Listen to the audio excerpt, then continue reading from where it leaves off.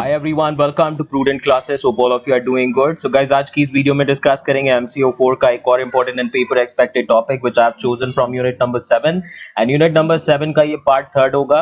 और इस particular video में हम डिस्कस करेंगे अबाउट द MRTP एक्ट, जिसको बोलते हैं monopolies and restrictive trade practices act 1969। ठीक है, तो डिटेल में जानेंगे थोड़ा बहुत इस पर्टिकुलर एक्ट के बारे में, आपका ऑब्जेक्टिव्स के बारे में जानेंगे, साथ ही साथ में इस एक्ट की एप्लीकेबिलिटी के बारे में जानेंगे और इस एक्ट के अंदर जो आपका मोनोपोलिस्टिक ट्रेड प्रैक्टिसेस आती हैं, रिस्ट्रिक्टिव ट्रेड प्रैक्टिसेस आती हैं एंड अनफेयर ट्रेड प्रैक्टिसेस आते हैं, उनके बारे में मीनिंग जानेंगे।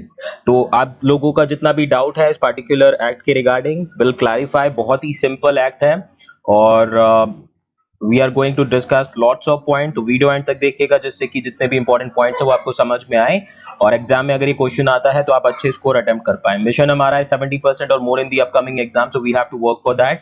ये मेरा टेलीग्राम ग्रुप है, इसको भी ज्वाइन कर लीजिएगा प्लीज अगर आप टेलीग्राम पर हैं, जिस पर आपको पीडीएफ्स वगैरह मिलती रहेंगी और कोई अपडेट आता है तो उस पर अपडेट्स भी मैं देता रहता हूँ। ठीक है, तो क्वेश्चन आपका सिंपल आ सकता है, आपसे एक एक्सप्लेनेटरी नोट पूछा जा सकता है monopolies and restrictive trade practices act 1969 पे।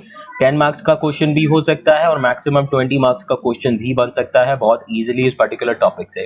तो स्टार्ट करते हैं सबसे पहले कॉन्सेप्ट के साथ में और इसमें जानेंगे about the setup of MRTP act. तो इसके पीछे क्या स्टोरी थी, क्यों आपका MRTP एक्ट बनाया गया 1969 में, लेट्स डिस्कस। तो जो हमारा MRTP एक्ट है, it was introduced to provide that the operation of the economic system does not result in the concentration of economic power in the hands of few people. तो जो हमारा MRTP act है basically उसको आपका बनाया गया या इंट्रोड्यूस इसलिए किया गया क्योंकि जो हमारा इकोनॉमिक सिस्टम है, देखिए वहां पर बहुत सारी इंडस्ट्रीज काम करती हैं, कुछ इंडस्ट्री सक्सेसफुल होती हैं, कुछ आपकी सक्सेसफुल नहीं होती। अब जो इंडस्ट्री सक्सेसफुल होती हैं वो पावर में ना आ जाएं, वो मोनोपोली ना क्रिएट कर ले। देखिए मोनोपोली बेसिकली हिंदी में बोलते हैं एकाधिकार क्रिएट होना। तो competition is very important in the economy, क्योंकि अगर किसी एक इंडिविजुअल का एकाधिकार हो जाएगा या मोनोपोली हो जाएगी तो उस केस में आपको जो कॉम्पिटिटिव प्रोडक्ट है, रीजनेबल प्राइसेस है, वो नहीं मिलेंगे। तो एक कंज्यूमर के पॉइंट ऑफ व्यू से अगर मैं बात करूं, मान लीजिए अगर आप एक प्रोडक्ट खरीदते हैं, एक ब्रेड खरीदते हैं, लेट्स टॉक अबाउट कि एक कंपनी है जो कि ब्रेड बनाती है जिसका नाम है ए और उसका कोई कॉम्पिटिटर ना हो तो वो कोई भी प्राइस रख सकती है। ठीक है, any price for the product, क्योंकि वो सिंगल आपका सेलर है और क्वालिटी भी वो अपने हिसाब से डिसाइड कर सकती है कि आपको ज्यादा क्वालिटी प्रोडक्ट दे या ना दे, अदरवाइज आपकी मर्जी है, आप मत खरीदो ये ब्रांड। तो मोनोपोली बहुत ही डेंजरस होती है किसी भी इकोनॉमी में, कंज्यूमर्स के लिए, गवर्नमेंट के लिए और टोटल इकोनॉमिक ग्रोथ के लिए। तो इसीलिए जो मोनोपोली है वो क्रिएट ना हो, जो कॉन्सेंट्रेशन है, कलेक्शन है इकोनॉमिक पावर का, वो कुछ लोगों के हाथ में ना रहे। ठीक है, इसको अवॉइड करने के लिए आपका MRTP एक्ट लाया गया। ठीक है, तो MRTP एक्ट को इंट्रोड्यूस करने के पीछे यही आपका पॉइंट था कि जो ऑपरेशंस हैं इकोनॉमिक सिस्टम के, यानी कि जो इकोनॉमिक सिस्टम है उसकी वजह से जो कलेक्शन है या कॉन्सेंट्रेशन है इकोनॉमिक पावर का, वो कुछ लोगों के हाथ में ना आ जाए। ठीक है, monopoly is very dangerous. Restrictive trade practices जिसके बारे में हम आगे पढ़ेंगे वो भी बहुत डेंजरस होती हैं। यहाँ पर भी आप क्या करते हो, रिस्ट्रिक्टिव ट्रेड प्रैक्टिसेस के थ्रू कंपटीशन को अवॉइड करने की कोशिश करते हो। कंपटीशन होगा तो आप ग्रो करोगे लाइफ में, कंपटीशन नहीं होगा तो ग्रोथ नहीं होगी, ना ही आपकी ना ही इकोनॉमी की। The Mahalanobis Committee in 1964 and the Monopolies Enquiry Commission in 1965 discovered the possibilities of increasing concentration in the industrial sector through the monopolistic power and restrictive trade practices by large business houses। तो अगर हम इस particular act की starting की बात करें तो एक कमेटी थी, जैसा कि आप नाम देख सकते हैं, महालनोबिस कमेटी। इन्होंने 1964 में कुछ आपकी सर्वे किए और उसके थ्रू उन्हें पता चला कि जो इंडस्ट्रियल सेक्टर है वहां पर जो बड़े बड़े बिजनेस हाउसेस हैं वो क्या कर रहे हैं, मोनोपोलिस्टिक पावर और रिस्ट्रिक्टिव ट्रेड प्रैक्टिसेस को फॉलो कर रहे हैं और इसके थ्रू जो अपनी पावर है वो बढ़ाने की कोशिश कर रहे हैं। तो जो पॉसिबिलिटीज थी आपकी कंसंट्रेशन होने की, इंडस्ट्रियल पावर या monopolistic power in the hands of large big houses, इन्होंने उसको हाईलाइट किया महालनोबिस कमेटी में। और साथ ही साथ एक कमीशन थी जिसका नाम था मोनोपोलीज इंक्वायरी कमीशन, उन्होंने भी आपका सर्वे कंडक्ट किया और अपने सर्वे के अकॉर्डिंग दे फाइंड आउट कि यस आपकी कुछ ऐसे लार्ज बिजनेस हाउसेस हैं, बिजनेसमैन हैं, इंडस्ट्रियलिस्ट हैं जो कि बेसिकली मोनोपोलिस्टिक पॉलिसीज या फिर एक्टिविटीज को फॉलो कर रहे हैं, रिस्ट्रिक्टिव ट्रेड प्रैक्टिसेस को फॉलो कर रहे हैं। जब ऐसी रिपोर्ट गवर्नमेंट के पास पहुंची तो गवर्नमेंट ने क्या करा, अब ऐसी सिचुएशंस को अवॉइड करने के लिए या खत्म करने के लिए गवर्नमेंट ऑफ इंडिया ने पास किया monopoly and restrictive trade practices act, जो कि 1969 में आया। और साथ ही साथ 1970 में उन्होंने कमीशन और बनाया जो कि था MRTP कमीशन। तो monopolies and restrictive trade practices act आया पिक्चर में 1969 में। और कर्व क्या करना था, जो मोनोपोलिस्टिक पावर थी और जो रिस्ट्रिक्टिव ट्रेड प्रैक्टिसेस थी इनको खत्म करना एक्चुअली में पर्पस था इस MRTP एक्ट का। और इसको आगे प्रोसीड करने के लिए MRTP कमीशन भी बनाया गया 1970 में। और देखिए दो कॉन्सेप्ट तो इंक्लूड हो चुके थे 1969 में जो कि थे मोनोपोली से रिलेटेड और रिस्ट्रिक्टिव ट्रेड प्रैक्टिसेस से रिलेटेड। 1984 में जो कॉन्सेप्ट था अनफेयर ट्रेड प्रैक्टिसेस का उसको भी ऐड कर दिया गया MRTP एक्ट में, ठीक है। तो 1984 में पॉइंट ऐड हुआ जो कि था अनफेयर ट्रेड प्रैक्टिसेस का, जिसके बारे में हम आगे डिस्कस करेंगे। नाउ अगला पॉइंट है the monopolies and restrictive trade practices act 1969 was enacted with a single objective of achieving the largest possible production with the least damage to people at large and securing maximum benefit। तो जो हमारा MRTP act था उसका जो main purpose था, main objective था, वो था कि इकोनॉमी में लार्जेस्ट या मैक्सिमम पॉसिबल प्रोडक्शन हो और जो लोग हैं, जो कंज्यूमर्स हैं, उनको कम से कम डैमेज हो। देखिए जब भी कोई इंडस्ट्री सेटअप होती है कहीं ना कहीं कुछ ना कुछ लोगों को दिक्कत होती है, प्रॉब्लम्स क्रिएट होती हैं, तो कम से कम प्रॉब्लम हो और आपका मैक्सिमम बेनिफिट सिक्योर किया जा सके। तो यही पर्पस था MRTP एक्ट 1969 का। तो आई होप जितने पॉइंट्स थे वो अभी आपको समझ में आए होंगे। अब एक छोटा सा यहाँ पर डायग्राम मैंने इंक्लूड किया है। तो क्या आज भी हम इस पर्टिकुलर MRTP एक्ट जो है 1969 वाला जो बना था, क्या हम इसको फॉलो करते हैं? करंट स्टेटस क्या है इस पर्टिकुलर एक्ट का, इफ आई टॉक अबाउट, तो जो ये एक्ट है अब फोर्स में नहीं है। इंडिया में अगर बात करूं तो इंडिया में MRTP एक्ट खत्म हो चुका है, ये पास्ट में था और अब ये खत्म हो चुका है। तो इस एक्ट को रिप्लेस करा है, रिपील करा है और रिप्लेस करा है कंपटीशन एक्ट 2002 ने। और ये बेसिकली आपका जो एक्ट है कंपटीशन एक्ट 2002 वाला, उसमें अब रिप्लेस हो चुका है। MRTP कमीशन को रिप्लेस करके अब बना दिया गया है कंपटीशन कमीशन ऑफ इंडिया। तो ध्यान दीजिएगा जो हमारा MRTP एक्ट 1969 है उसको रिप्लेस कर दिया है हमने कंपटीशन एक्ट 2002 से। अब ये फोर्स में नहीं है, अब इसका जो एग्जिस्टेंस है वो खत्म हो चुका है क्योंकि इसको चेंज कर दिया गया है। और जो हमारा MRTP कमीशन था उसको रिप्लेस करके हमने एक नई कमीशन बना दी है जिसका नाम है competition commission of India. I hope आपको ये पॉइंट्स क्लियर होंगे। नाउ आगे बढ़ते हैं, मेन ऑब्जेक्टिव्स डिस्कस करेंगे MRTP एक्ट 1969 के। तो तीन इंपॉर्टेंट ऑब्जेक्टिव्स हैं जो कि है MRTP एक्ट के। To ensure that the operation of the economic system does not result in the concentration of economic power in the hands of few rich people. तो कुछ लोगों के हाथ में आपका इकोनॉमिक पावर ना चली जाए, इसको खत्म करने के लिए, इस पॉसिबिलिटी को अवॉइड करने के लिए हमारा क्या है, MRTP एक्ट बनाया गया। ये सबसे पहला ऑब्जेक्टिव था, ठीक है। तो सिर्फ और सिर्फ गवर्नमेंट ही मोनोपोली क्रिएट कर सकती है, गवर्नमेंट की ही मोनोपोली हो सकती है किसी भी इकोनॉमी में।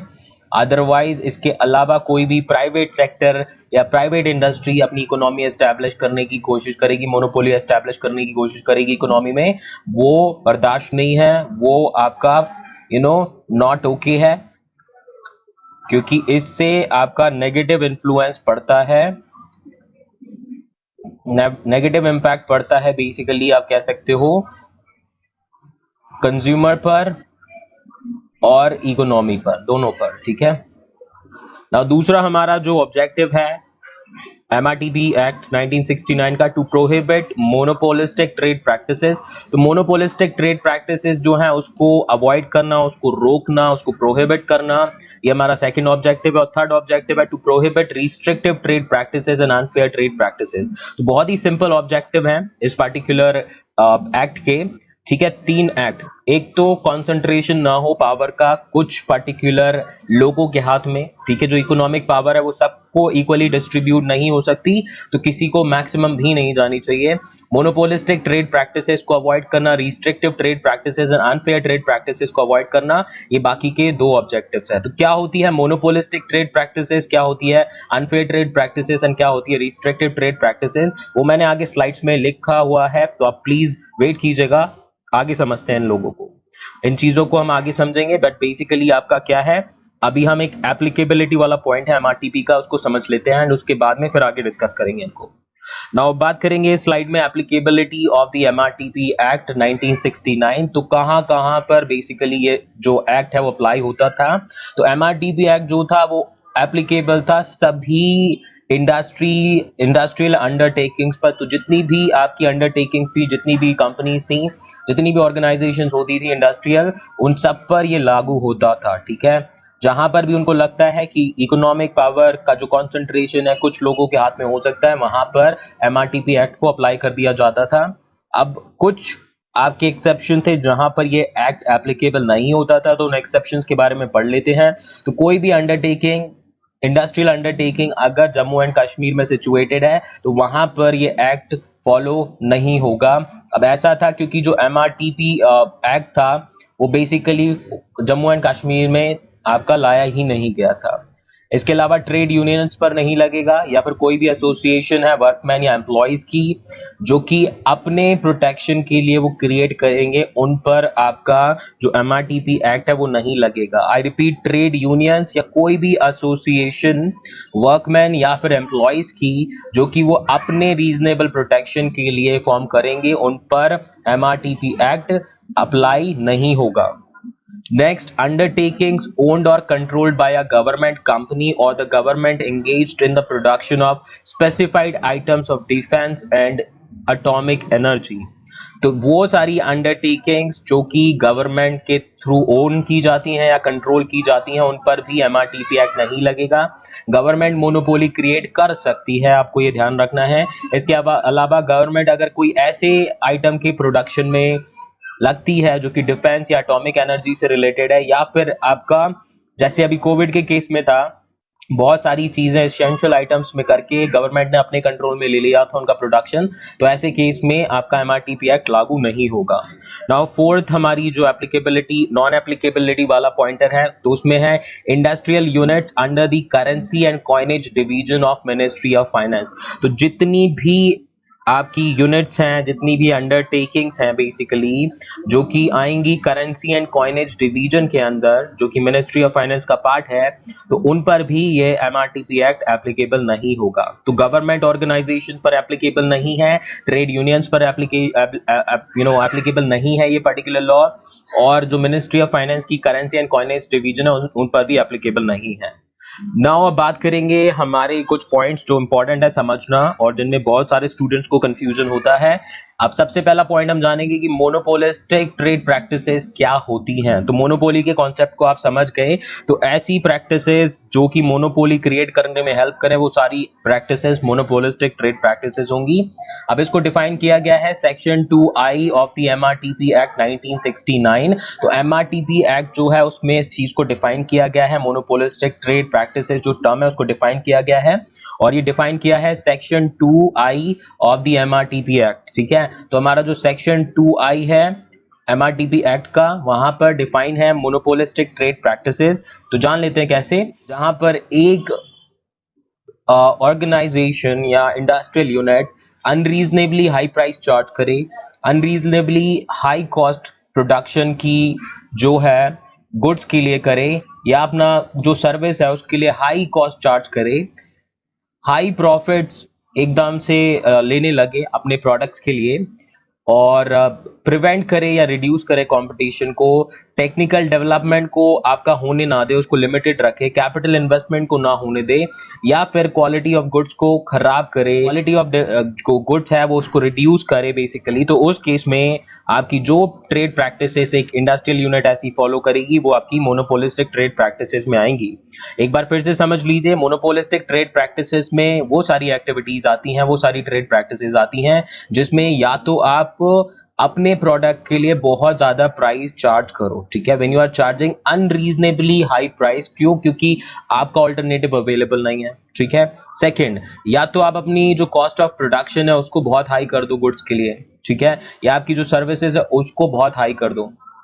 दूसरा, आप बहुत ज्यादा प्रॉफिट चार्ज करने लगो, पकड़े तो कहीं ना कहीं जाओगे, आप ज्यादा प्रॉफिट चार्ज करने लगोगे और वो भी अनरीजनेबल है, तब भी आपका क्या है, ये मोनोपोलिस्टिक ट्रेड प्रैक्टिसेस में काउंट होगा।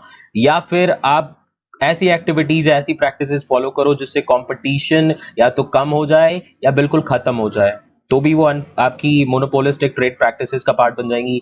टेक्निकल डेवलपमेंट मत होने दो, क्योंकि टेक्निकल डेवलपमेंट होगा तो आपकी जो मोनोपोली है वो खत्म हो जाएगी, उसको लिमिटेड रखना। कैपिटल इन्वेस्टमेंट मत होने दो, उसको लिमिटेड रखो जिससे कि मोनोपोली आपकी बनी रहे। और क्वालिटी ऑफ गुड्स है उसको क्या करना, खत्म कर देना, डेट आपका बेसिकली फिनिश कर देना, रिड्यूस कर देना। ऐसे केस में क्या होता है, तब भी आपका क्वालिटी ऑफ गुड को खत्म कर दो, कम कर दो और प्राइस आपका सेम या हाई चार्ज करो, तो वो भी आपका मोनोपोली वाली कंडीशन में आ जाएगा। और रिस्ट्रिक्टिव ट्रेड प्रैक्टिसेस की बात करेंगे तो रिस्ट्रिक्टिव ट्रेड प्रैक्टिसेस को डिफाइन किया गया है section 2O of the MRTP act 1969। अब इसमें रिस्ट्रिक्टिव ट्रेड प्रैक्टिसेस का मींस क्या है, आप trade practice which has or may have the effect of preventing, distorting or restricting competition in any manner and in particular which tends to obstruct the flow of capital or resources into the stream of production, which tends to bring about manipulation of prices or changes of delivery or to affect the flow of supplies in the market relating to goods or services in such manner as to impose on the consumers unjustified cost or restrictions। तो section 2O में हमने define किया है restrictive trade practices के बारे में। तो ऐसी ट्रेड प्रैक्टिस, ठीक है, जिसका पर्पस होता है, जिसका इफेक्ट होता है क्या, आपके कंपटीशन को प्रिवेंट करना, डिस्टॉर्ट करना या रिस्ट्रिक्ट करना किसी भी तरीके से। और खास तौर पर कैसे, आप क्या कर रहे हो, जो फ्लो ऑफ कैपिटल है या रिसोर्सेज है प्रोडक्शन में, जो आपका फ्लो ऑफ कैपिटल या रिसोर्सेज है उनको रोक देना। अगर आप ऐसा करते हो तो वो रिस्ट्रिक्टिव ट्रेड प्रैक्टिसेस कहलाएंगी। या फिर आप जो प्राइजेज हैं या फिर जो कंडीशंस हैं डिलीवरी की या फ्लो ऑफ सप्लाई है मार्केट में गुड्स और सर्विसेज का, कंज्यूमर्स को उसको मैनिपुलेट करो, ठीक है, और अनजस्टिफाइड कॉस्ट लो या रिस्ट्रिक्शंस क्रिएट करो कंज्यूमर्स को गुड्स मिलने में, तो वो रिस्ट्रिक्टिव ट्रेड प्रैक्टिसेस कहलाएंगी। तो रिस्ट्रिक्टिव मतलब यहां पर आप रोकने की कोशिश कर रहे हो कंपटीशन को।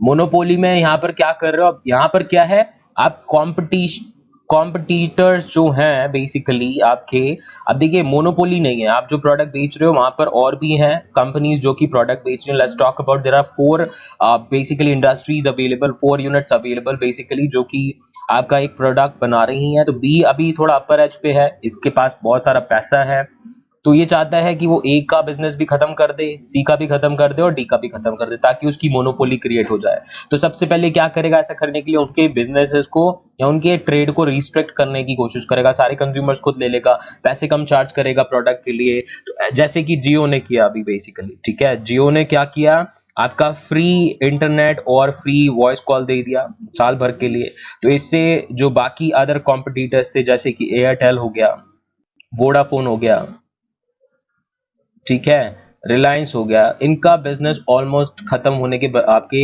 पोजीशन पे आ गया। तो ऐसी जो एक्टिविटीज हैं रिस्ट्रिक्टिव ट्रेड प्रैक्टिसेस का पार्ट हो जाती हैं। नाउ अनफेयर ट्रेड प्रैक्टिसेस की बात करें तो अनफेयर ट्रेड प्रैक्टिसेस क्या है, ऐसी ट्रेड प्रैक्टिसेस जो कि सही नहीं है, अनएथिकल है, वो आपकी अनफेयर ट्रेड प्रैक्टिसेस आएंगी। जैसे कि फॉल्स एडवर्टाइजमेंट करवाना, ठीक है, बेट एंड स्विच है, ऑफर में कुछ दिया और बाद में आप कुछ और दे रहे हैं, प्रोडक्ट दिखाया कुछ एंड दिया कुछ। तो ऐसी चीजें जो होंगी वो आपकी अनफेयर ट्रेड प्रैक्टिसेस में आएंगी। खराब क्वालिटी का प्रोडक्ट देना, ठीक है, ऑफर देना ऐसा जिसमें बहुत ज़्यादा चीज़ें आप बोल रहे हो लेकिन एट द एंड में आप कम दे रहे हो, तो ऐसी चीज़ें सारी अनफेयर ट्रेड प्रैक्टिसेस का पार्ट होती हैं।